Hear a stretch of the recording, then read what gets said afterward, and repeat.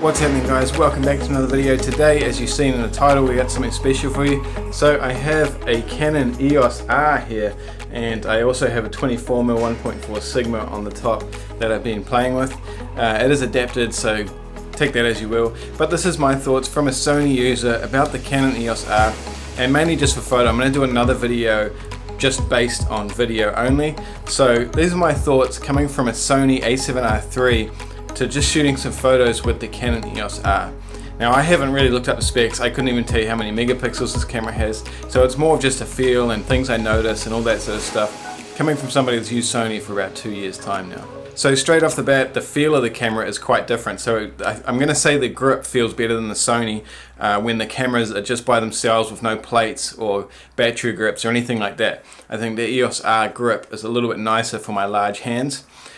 With the plate that I have on the bottom of my A7R3, they're about the same, and you can't really tell much difference, although this part of the grip on the Canon is a little bit better. It's a little bit larger for my big hands. So the grip, I'm going to give the Canon a big plus. It's really nice. It feels nice to hold.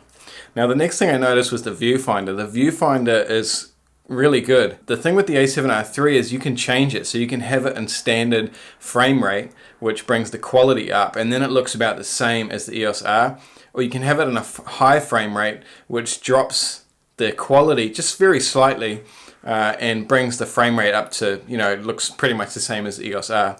But the EOS R seems to have both in one. So I would say the EOS R is very slightly better than the R3 when it comes to the viewfinder. Not, like I said, it's a small margin, so nothing worth switching for. The next thing I noticed was this track thing. I'm not exactly sure what Canon call it, but I hate it. It's terrible. I kept changing it by mistake. Again, a lot of this stuff is probably because I have big hands and I'm not used to using the camera. But yeah, I really didn't like that. It just seems kind of pointless. I'd rather have two buttons or something like that.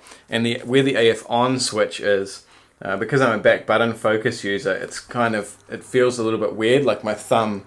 I sort of have to bend my thumb to get to it.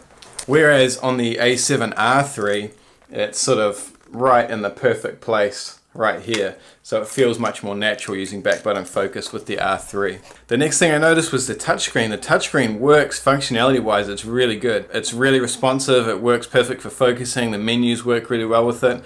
But I had to turn it off because I couldn't find a way to make it stop focusing with my nose. When I had it up to my eye like that, and I'm sort of, I don't know if I have a big nose, but I can't, every time I held it up to my eye, it would change the focus spot with the screen, and that's just stupidly annoying. With the Sonys, you can change it so it doesn't do that when you bring it up to eye, but the Sony, you can't, the touchscreen is kind of useless. It's just good for focusing. You can't use it in the menu system at all. So touchscreen on the EOS R really works well, but that needs to be changed. Maybe I missed it in the menu, but I had a pretty good look and I couldn't find a way to disable the touchscreen when you hold it up to your eye. So take that as you will. The next thing I noticed about the EOS R was having that little monitor on top of the screen there is awesome. I really like that. I wish the Sonys, maybe the next ones, would come out with that. Focusing was quite good actually. AFS works really well, although it's like I said, it's not something you guys know. It's not something that I really use. But the AFC, the servo tracking worked really well. iFocus definitely does not work as well as the Sony, but face tracking works quite nicely, and I wouldn't have any issues using that. I'd say it's on par with maybe like the X-T3 or something like that. Definitely not as good as the Sonys, but yeah, it works. The face detection works, the tracking works really well. It's just kind of a little bit clunky still, so hopefully the Pro version of this camera is going to change that. Next thing was the screen. So I can definitely see the screen would be awesome for vlogging, and it would be great for YouTube, other than the limitations it has in video features, which I'm not going to get into obviously, but I really don't like having the screen like that. I much prefer the Sony's, how it folds out like that, so I can sort of hold it down here and can take photos like that, rather than sort of having this thing out to the side, holding it like that. It just, I don't know, it's something else that I don't like. Talking about the LCD screen, I also do think the LCD screen, the look of it and the sharpness and the colors on the back of the EOS R is definitely better than Sony rear screen. There's one thing I've never really enjoyed that much about the Sony rear screens, the rear LCD panels. They're fine, they do the job, but they're not amazing, and this one's definitely better on the EOS R. The menu system I found quite average, but again, Canon users say the Sony menu's average, but I like it because I'm kind of used to it. They both definitely have flaws. The Sony menu system is far from perfect, but because I've used them for so long, I really know it off by heart, and I don't have any issues finding anything. Whereas the Canon one, because it was new to me, I really struggled trying to find things. But it's like I said, the menu system complaint on any camera is just kind of stupid because you just get used to it. Some are better than others, but you learn how to use it, and then you just know where everything is, and it's not an issue anymore. So other than that, it's a really nicely put together camera. Physically, there's not really much to complain about other than the one card slot, which everybody has obviously already talked about, and they already said they're bringing out a Pro version, so I'm assuming that's going to have dual slots. If they don't, that's a big mistake. But again, like I said in the start, it depends who's using this camera. So for me, I just can't use a camera with one card slot anymore. And it's just not really any excuse to not have it in here. If it was my own personal work and, or just a hobbyist or landscape or anything that a client wasn't paying me massive dollars for that I couldn't redo, I just can't use one card slot anymore. The failure rate of my SD card slots, I've had like one, maybe two fail in my entire lifetime of photography. So that comes down to really formatting the cards right, looking after them, changing them regularly, using one card for each camera and all that sort of stuff. So the chances of a card failing is really slim for me, but still it's just something that I'm not willing to risk anymore when there's so many dual slot options available. So let's talk about image quality. Now I took a whole bunch of samples, I took side by sides, I had them in manual. The only thing I didn't have in manual is the white balance.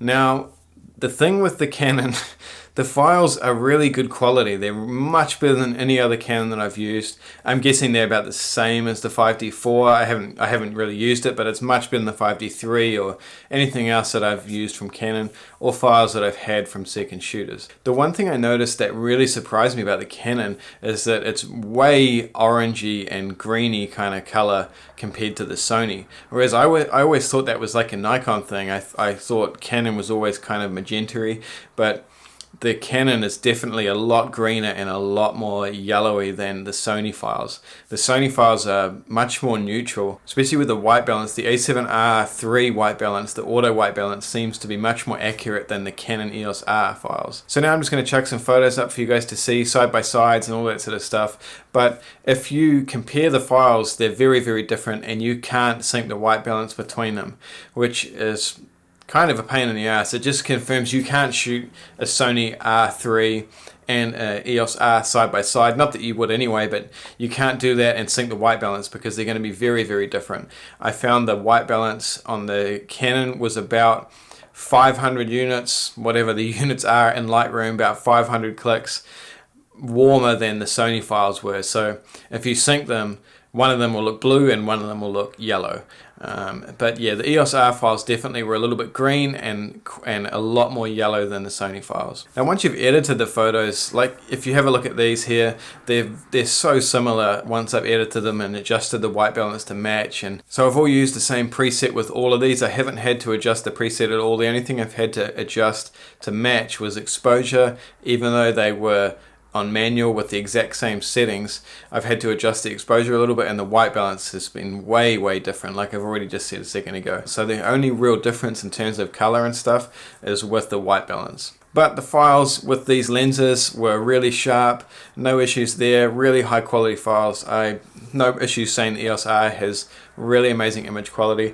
I think the A7R3 definitely has a slight edge on it. It definitely can recover highlights a little bit more than the EOS R. Not a massive amount that you would worry about it, but it definitely has a little bit more recovery power with the R3 files in the shadows and in the highlights. So that's something to keep in mind. But like I said, if you expose the shot properly and you're not in a really extreme situation, then the either camera is going to be really nice. So in closing guys, the EOS R, it's a great camera, great image quality, the focus is really good, but it just doesn't really take anything away from the Sony other than the LCD screen is a little bit better. you know, and maybe the feel is going to be different for each person. But if you have smaller hands, you'd probably prefer the Sony. I don't know. That's just all personal stuff. But yeah, the EOS R doesn't really offer anything as far as photography goes that my Sony doesn't do better. One thing it has done is made me look forward to the pro release of this camera, whatever it's going to be called, the EOS R2 or whatever. The pro version of this camera, I think, is going to have a lot more to offer compared to the Sony cameras than this one does. I think this is more in line with, like, definitely better than a Sony A7 II, but it's not as good as the latest generation Sonys, in my opinion. Definitely some cool features in here that I think Sony could take on board, like the top LCD screen I've already mentioned. The LCD screen quality and all that sort of stuff. I'm sort of banging on about that, but this has a really, really nice rear LCD screen. Thanks for watching, guys. That's my thoughts on the EOS R coming from an A7R3. Been a Sony user for a couple of years now, and yeah, great camera, but I'm sticking with my Sonys. I'll see you guys in the next video.